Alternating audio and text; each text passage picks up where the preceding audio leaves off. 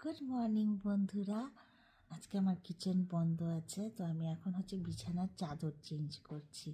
আর আমার এই যে চাদরের বালিশের যে কভারটা আছে, কভারটা না সাইড দিয়ে সেলাই ছুটে গেছে, তো ওটা আমি সেলাই করছি।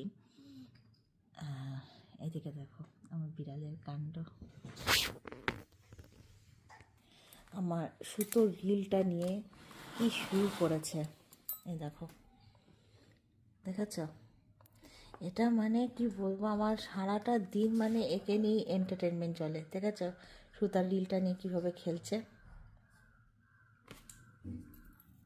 খেলতে খেলতে রিলটা যে আলমারির ভিতরে ঢুকিয়ে দিয়েছে। এবার এই রিল বার করতে আমার মানে অবস্থা খারাপ হয়ে যাবে। এত বড় আলমারিটা সরিয়ে রিল বার করা মুখের কথা। তো চলো আমি এবার বালিশের কভারটা তাড়াতাড়ি তাড়াতাড়ি ইস্ত্রি করি। এই সরি সরি, ইস্ত্রি না, সেলাই করি।